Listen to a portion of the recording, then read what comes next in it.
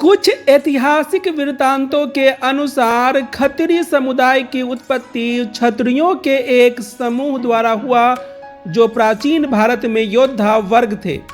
समय के साथ कई क्षत्रियों ने विभिन्न कारणों से युद्ध छोड़कर व्यापार वाणिज्य अपना लिया। इससे खत्री समुदाय का उदय हुआ।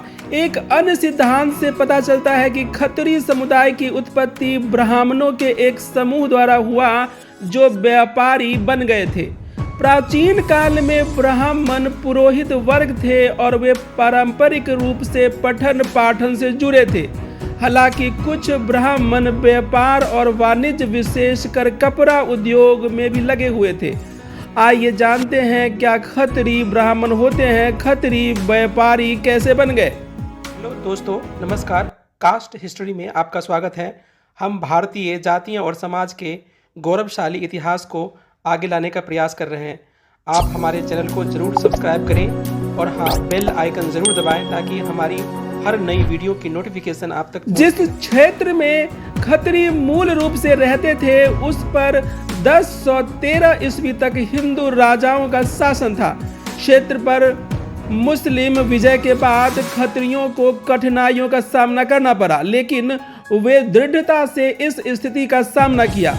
उच्च स्तर की शिक्षा और बौद्धिक स्तर के कारण वे कठिन समय में भी जीवित रहने में सक्षम थे और व्यापार आदि अपनाकर अपनी जीविका चलाते रहे। एक किंवदंती के अनुसार मुगल सम्राट और औरंगजेब के समय तक खत्री सैन्य पेशे को पालन करते थे। औरंगजेब के दक्कन अभियान के दौरान कई खत्री मारे गए और सम्राट ने उनकी विधवाओं को पुनर्विवाह करने का आदेश दिया। जब खत्रियों ने इस आदेश को मानने से इनकार कर दिया तो औरंगजेब ने अपनी सैन्य सेवा समाप्त कर दी और उन्हें दुकानदार और ब्रोकर्स बनने का निर्देश दिया। भारतेंदु हरिश्चंद्र आधुनिक हिंदी साहित्य के पितामह कहे जाते हैं। वे हिंदी में आधुनिकता के पहले रचनाकार थे। उन्होंने खत्री समाज पर विस्तार से लिखा है, जिनके कुछ महत्वपूर्ण बिंदु इस प्रकार है। खत्री कौन वर्ण है तो हम साधारण रूप से कहते हैं कि ये क्षत्रिय है। क्षत्रिय से खत्री कैसे हुआ, इसमें बड़ा विवाद है। बहुत लोगों का तो यह सिद्धांत है कि पंजाब के लोग छ उच्चारण नहीं कर सकते, इससे ये क्षत्रिय से खत्री कहलाए। जब परशुराम जी ने क्षत्रियों का संहार किया तब पंजाब देश में कई बालक बचा लिए गए जो ब्राह्मण के घर पले और उन्हीं से खत्री समाज की उत्पत्ति हुई। क्षत्रिय और खत्री से भेद राजा चंद्रगुप्त के समय में हुआ, क्योंकि चंद्रगुप्त शूद्र के पेट से था और जब उसे चाणक्य ब्राह्मण के बल से नंदों को मारा और राजा हुआ तो सब क्षत्रियों से उसने रोटी और बेटी का व्यवहार खोलना चाहा। तब से बहुत से क्षत्रिय अलग होकर हिमालय की नीची श्रेणी में जा छिपे और जब उसने क्षत्रियों का संहार करना आरंभ किया तो ये सब क्षत्रिय खत्रियों के नाम से बनिए बनकर बच गए। भारतेंदु हरिश्चंद्र का कहना है कि क्षत्रिय कलयुग के प्रभाव से वैश्य हो गए हैं।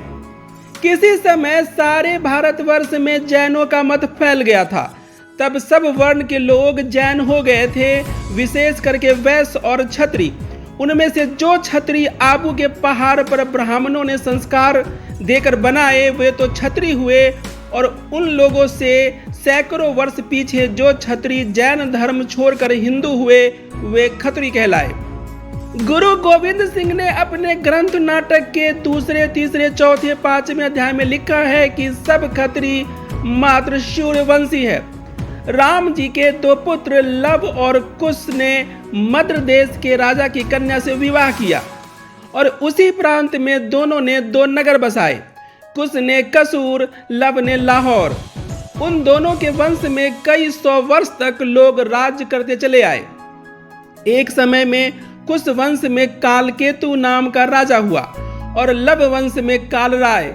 इन दो राजाओं के समय में दोनों वंश से आपस में कड़ा विरोध उत्पन्न हो गया। कालकेतु राजा बलवान था और उसने सब लववंशी क्षत्रियों को उस प्रांत से निकाल दिया। राजा कालराय भागकर चनौड देश में गया और वहां के राजा की बेटी से विवाह किया और उससे जो पुत्र हुआ उसका नाम सोढ़ी राय रखा। उस सोढ़ी राय के वंश के क्षत्रिय सोढ़ी कहलाए। कुछ काल बीते जब सोढ़ियों ने कुश वंश वालों को जीता तो कुश वंश ने भागकर काशी में चले गए और वे लोग यहाँ रहकर वेद पढ़ने लगे। उनमें प्रायः बड़े बड़े पंडित हुए। बहुत दिनों पीछे जब सोढ़ियों ने सुना कि हमारे दूसरे भाई लोग काशी में वेद पढ़कर पंडित हो गए हैं तो उनको काशी से बुलाया और वेद सुनकर अपना सब राज उन लोगों को दे दिया जिनकी वेद पढ़ने से वेदी संज्ञा हो गई थी। काल के बल से इन दोनों वंश के राज नष्ट हो गए और वेदियों के पास केवल 20 गांव रह गए और उन्हीं वेदियों के वंश में साल 1469 में कालू चौने के घर बाबा नानक का जन्म हुआ और सोढ़ियों के वंश में गुरु गोविंद सिंह हुए। गुरु नानक साहब अपने ग्रंथ साहब में जहाँ 4 वर्णों का नाम लिखते हैं वहाँ ब्राह्मण, खत्री, वैश्य, शूद्र लिखते हैं। हमारे साथ बने रहिए। खत्री समाज का इतिहास जारी है। मिलते हैं पार्ट 3 में।